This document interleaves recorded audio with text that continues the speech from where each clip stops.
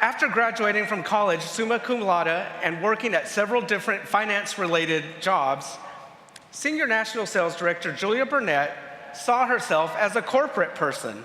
Kind of hard to imagine now, right? A friend introduced her to the Mary Kay opportunity, and slowly she began to see that a Mary Kay business could be a more direct path to her dreams. So in 2002, Julia became an independent beauty consultant, and then she debuted as a sales director just 8 months later. And as a sales director, she had many successes. She was a 2-time double star and court or personal sales achiever. She made 10 appearances in the unit circles. She earned 2 top sales director trips. And Julia's highest monthly check so far is over $34,000 in 1 month. And in her Mary Kay career, Julia has earned over $2 million in commissions. Julia debuted as a national sales director out of the Pamela Waldrop Shaw area in 2012, and since that time, she's achieved Diamond Circle status 6 times. She's proud to have Leah Laughlin debut as a national sales director from her own area. Julia is often described as analytical, energetic, strategic, and spirited. Ladies and gentlemen, let's get ready to meet Senior National Sales Director Julia Burnett.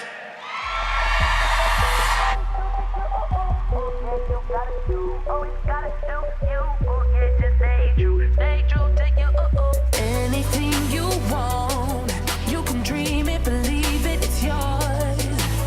You are not alone, so never stop believing in you. We gon' fight like no tomorrow, lead you through this battle. We can face the unknown, be the best version of you. Be the best version of you. You are not. Ladies and gentlemen, please welcome Independent Senior National Sales Director, Julia Burnett. Thank you so much. Thank you.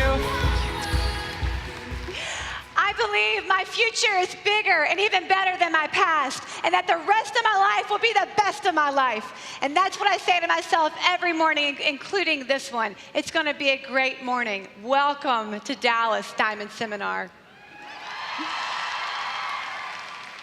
I am humbled to stand in the shoes of the giants who have gone before me. I have lived this moment 1,000 times in my mind, and let God have the glory for this honor. To my area, how can I ever say thank you? You reflect a direct answer to a consistent 15-year prayer of, Lord, bring me women who are excellent or who want to be excellent. Bring me women who love you or who want to love you. Woman per woman, you are uncommon, and I consider it one of the greatest honors of my life to represent you here. Thank you, and to the Laughlin National area for putting me in this position. I love you so much. I want to thank Pamela Shaw, my senior national, who paved the way and challenged me to live a life of intention. Pam, your faith challenged me to crave more, to dream bigger, and to access all of what God had in store for my life through this opportunity. I am very aware that it was an act of divine grace to plant me in the fertile soil of the Shaw area, and I am so proud to be a part of your legacy, and I love you, Pam. And to Seth, I have learned so much from you about being brave, about leading well and doing the hard thing. You have the courage of William Wallace and a mind of brilliance. Thank you for being my sounding board and my wise sage. And to Ryan, just born 1 month apart, we both stand in a seat of influence, able to influence different parts of your grandmother's company. You more than me, but I just want to publicly say thank you for your involvement to ensure that your grandmother's dream continues to impact our generation and our daughter's generation. You don't have to suit up and show up every day, but you choose to anyway, and that's an admirable quality and a great encouragement to the sales force. So thank you, Ryan.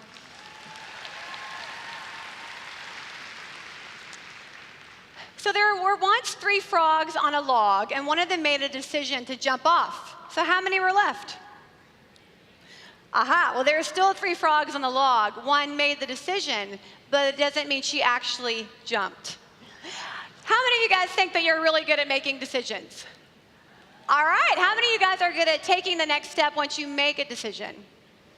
Well, think about that for a moment. You know, early on in my Mary Kay journey, I had what I would call a critical conversation. You know, a critical conversation is one where you remember where you're sitting and you remember what you're wearing. And it was the very first season in my Mary Kay journey where it got hard. And suddenly my Mary Kay wasn't very fun anymore. And I found myself at a crossroads thinking, you know, do I really want to do this? So at the age of 24, I did what I'd always done up to that point in my life. I called my mom. Now, my mom, she loves me more than anybody on the whole planet, but I also knew that she would agree with me no matter what I said. So me and my mom together as a unit, we decided, you know, I really ought to put this Mary Kay thing on hold for a few years, you know, till I have kids. Because, you know, everything's easier once you have kids, right? Okay, kids are totally worth it, right? But nonetheless, it's just different. So I called my director, and I let her know that I was going to put Mary Kay on the back burner. You know, your director knows that back burner is code for quitting, right? So I will say, though, at least I told her I didn't play hide and seek. And to this day, I can't tell you what she said to me, but all I remember is by the time I got off the phone, I was completely like, I'm going to be a sales director. Now, of course my mom, that's why you should call your director. Of course my mom is my #1 fan, you know, and with the gift of time, my mom always says, boy, I'm glad you didn't listen to me. But sometimes I think about the day, you guys, that I almost quit. The day that my fragile dream ran aground at the tiniest bit of adversity. And then the domino effect that would have completely changed my life and about 3,000 of you guys had I followed through with it. I've thought a lot about it, and I've come to realize that continual second guessing your decisions and bebopping around in your mind, it uses up so much mental energy that we overlook the power and the impact that our lives can have when we make one decision with a decided heart, and then we manage that one decision with the baby choices that follow in light of the fact that we already committed to something. You know what? If the option to quit is off the table, then you tackle obstacles with a totally different mindset. And in the face of a setback, the committed heart will search for a solution, but the undecided heart searches for an escape. And years ago, I read a book with the idea that you prayerfully make a decision, and then you make it the right decision. Has this scenario ever played out on a Saturday night in your house? Where do you want to eat? I don't know. Where do you want to eat? I don't know. Where do you want to eat? Someone make a decision. And then you go somewhere and there's terrible food and bad service, and you're like, I knew we should have gone somewhere else, right? That's just like that's called second guessing. Can we just start practicing being women who can make decisions, even small baby decisions, and then deciding that we're going to make them the right decision, okay? Because the fact is, when we can make a decision and make a choice and stick with it, then we are attracted to self-assured people. It's called self-assurance. You know, it's actually one of my very favorite things about my husband is his confidence. Like, he thoughtfully makes a decision with the best info he has at the time, and then he simply moves on, doesn't spend any energy second-guessing himself. And you know what? When you operate that way, it actually frees you up to put your mental energy on what? Where you're going and on your next step. Because your only other option is to live in the mental turmoil of vacillation back and forth, which is exhausting. Indecision will be the killer of your future. Why? Because an undecided heart emasculates the action that you take. You'll be in motion towards your dream, and then boom, at the first obstacle that makes you uncomfortable, we start taking a survey of what other people think we should do. You keep going and get another obstacle, boom, we start inviting conversations internally and externally. What if? What if I don't get any bookings? What if I'm not cut out for this? Is this really worth it? What if I try and don't make it? What if I can't maintain it? And then we continue timidly through the motions, and then the doubt cuts off any abundance, and you become a box checker with no real progress, which then causes you to further spiral. Guys, I know this because I've lived it. 10 years ago, I had a confidence crash, and I subconsciously took a 7-month hiatus from booking. I mean, it wasn't like I decided, now I'm stopping booking, but I just stopped booking. Not on purpose, but I went to this really dark place of limiting beliefs, and making one phone call felt like climbing out of the Grand Canyon. Anyone? Anyone ever been that way? I finally made the one call, and she told me no. and it hurled me down into this downward spiral that was actually so low that it was the low that jolted me to wake up from my subconscious blur, recognizing the ridiculousness of it. I was a future executive Cadillac sales director, and I got really mad at myself for allowing it to get so low in the valley of despair, and for the time I had wasted, realizing that for months I had simply been a box checker at best, moving backwards at worst. You know, your dreams don't have time for that. What is indecision costing you? You know, when you open yourself up to doubt, you activate the wrong power. And the book of James says, when you ask, you must believe and not doubt, because the one who doubts is like a wave of the sea, blown and tossed by the wind.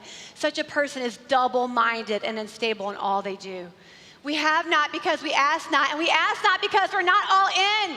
10 minutes of despair will impair you for 10 hours. And we start obsessively problem solving. Well, what else could I do? What other options do I have? Was this whole Mary Kay thing just the Mary Kay car wash, shining me up and prepping me for something else? Millennials, you need to know we have a name for that. It's called the shiny penny syndrome. And it doesn't even look good on paper, because the reality is the vices that plague you here will follow you there, wherever you go, until you're willing to face the hard thing. You know, I thank God that he planted me in just about the safest place for a woman to fall down, really, and stand back up again. Now, let's be clear. I'm definitely not talking to all of you. We've got some new people in the audience who are like, whoa, this is intense.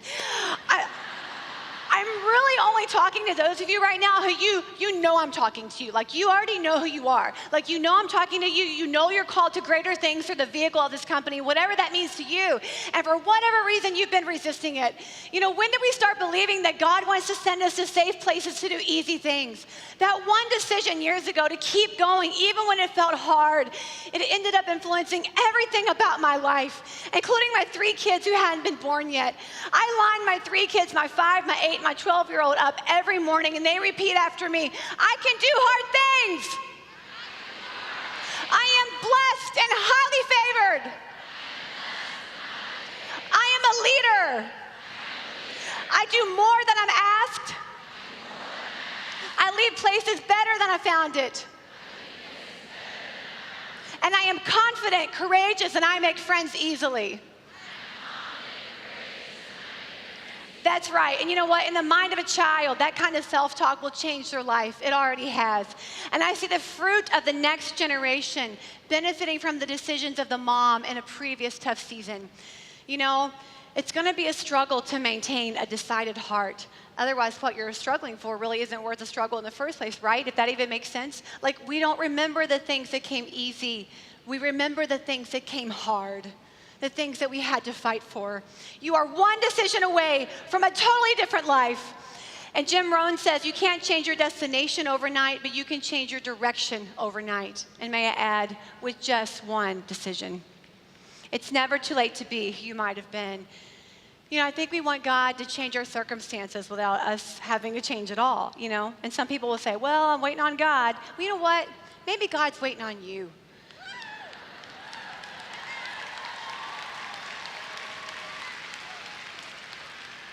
Waiting on you to make a decision, to step into what you know he's been asking you to do. You know, I think it's called obedience. You know, when you're committed, though, you got to launch out and be bold as if it's already done. You know, I think a little crazy goes a long way. Frankly, I think people want to follow a leader who's going somewhere. Like, why would someone want to join your team if you're on your way out? Why would a consultant be moved to action if her director is like wishy-washy about the finish, right? I mean, Jody Franklin, a consultant in my unit, finished the Princess Court of Sales with $1 zillion to go because she boldly shared with her customers, I don't know how it's going to happen, but I'm going for it. She was decided, and they came out of the woodwork to support her. And not only did she hit it, but Jody went beyond it because she was decided. You see, decide has a suffix side, as in pesticide or genocide, meaning to kill off all other options. SNSD Emeritus Ann Newberry once had a hole dug in her offspring director's backyard for a pool that her offspring director's Mary Kay money would eventually build. Now that's a coach that I want to play for. That is commitment. 6 months out from finishing our national area, I couldn't see how it was going to happen, but I made every single decision nevertheless as if it was already done, because it was done in my mind. I bought 7 plane tickets for my family to be on stage in Dallas. I bought the dress that my little girl would wear on stage. And I asked my sales directors to buy a $100 pair of shoes for a debut before all the pieces were even in place. But it was in place because it was decided in my mind with no plan B. You know, when Hernando Cortez landed in South America, he told the men to burn the boats because there's no going back. And there are times when you know enough is enough, and it's time to call the hand and make a defining decision that from this point on, you're different. You burn the ship name ingratitude. You burn the ship name entitled. You burn the ship name apathy. And that doesn't mean you don't reflect and learn from the past or prayerfully plan for the future, but you don't live in either one. You won't find God fixated on your past mistakes, your past forgivings, your past failures. His name is not I was. His name is I am. Present tense.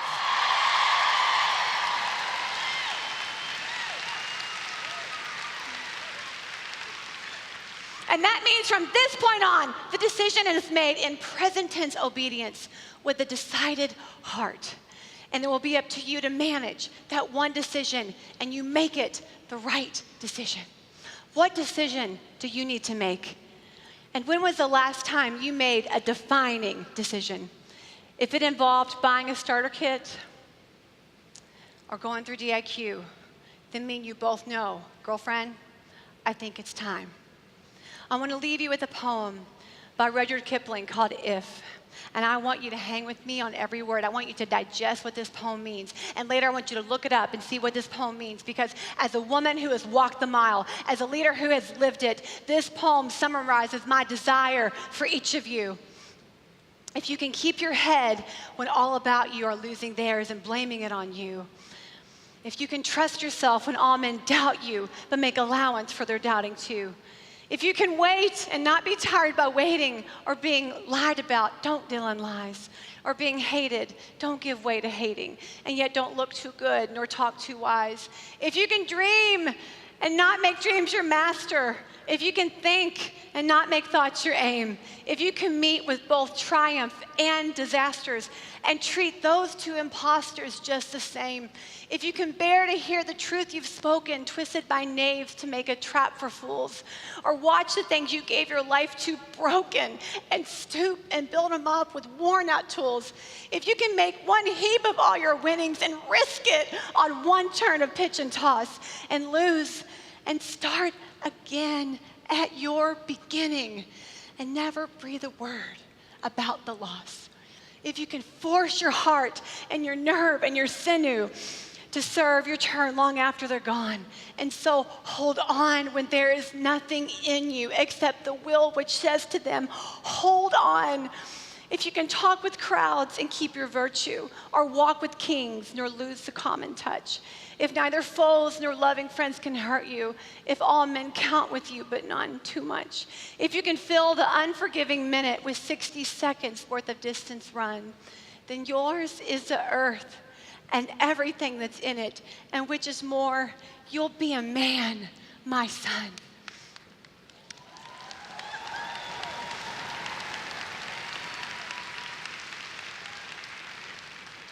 Could you just go one whole year and not doubt yourself?